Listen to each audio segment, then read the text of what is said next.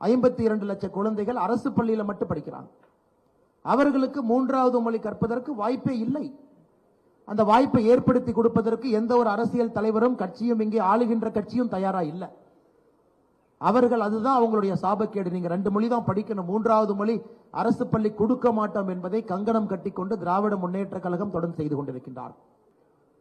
1965 காங்கிரஸ் கட்சி செய்த மாபெரும் தவறு ஹிந்தியை திணித்தது. அது 67 திராவிட முன்னேற்ற கழக ஆட்சிக்கு வழிவகுத்தது.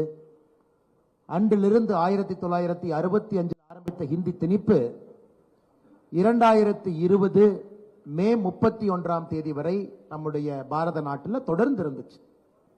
மூன்றாவது மொழி கட்டாய ஹிந்தி படிக்கணும் என்பதுதான் தொடர்ச்சியாக இருந்துச்சு.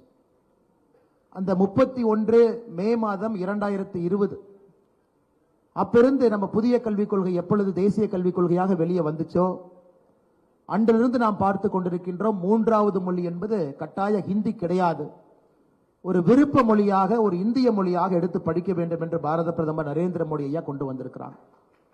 இது இந்திய அரசியல்ல கல்வித்துறையில ஒரு மாபெரும் புரட்சி. இது மாபெரும் புரட்சி. ஆனா சில அரசியல் கட்சிகளை தலைவர்களை பார்க்கும் பொழுது அவங்க இன்னும் அந்த பழைய பஞ்சாங்கத்தை எடுத்து படிச்சுக்கிட்டே இருக்கிறாங்க. 1965 பஞ்சாங்கம், 70 பஞ்சாங்கம். அதனால் எல்லா அரசியல் தலைவர்களுக்கும் அன்பான வேண்டுகோள், 2020 மோடி பஞ்சாங்கத்தை எடுத்து படிச்சு பாருங்க.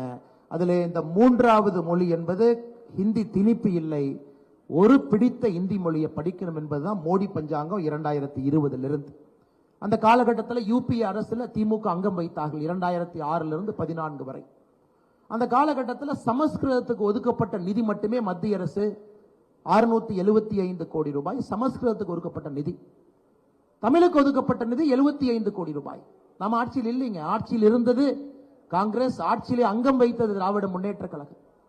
சமஸ்கிருதத்துக்கு மொத்தமாக இந்தியாவிலே 18 பல்கலைக்கழகம் இருக்கிறது. 18. நாம் ஆட்சிக்கு வருவதற்கு முன்பே 17 ஆரம்பிச்சிட்டாங்க. 2014க்கு முன்பு 17 பல்கலைக்கழகங்கள், 2014க்கு பின்பு ஒரு பல்கலைக்கழகம், மொத்தம் 18 பல்கலைக்கழகம். நம்முடைய தாய் தமிழுக்கு ஒரே ஒரு பல்கலைக்கழகம், அதுவும் புரட்சித் தலைவர் ஐயா எம்ஜிஆர் அவர்கள் ஆரம்பிச்சது. நாங்க யாருமே தமிழக அரசு கிட்ட யாரும் நீங்க பல்கலைக்கழகத்தை ஆரம்பிக்காதீங்கன்னு சொல்லல.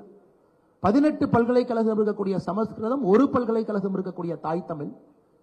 8 ஆண்டு காலமாக 2006 14 வரை 675 கோடி ரூபாய் சமஸ்கிருதம், வெறும் 75 கோடி ரூபாய் தமிழ். அதான் முதலமைச்சர் அவர்கள் முகநூல்ல போட்டு நீங்க தமிழுக்கு ஏன் பணம் கொடுக்கலன்னு கேட்கிறாங்க. ஆட்சியில் இருந்தவர்கள், அவங்க ஆட்சி நடத்தது காங்கிரஸ்.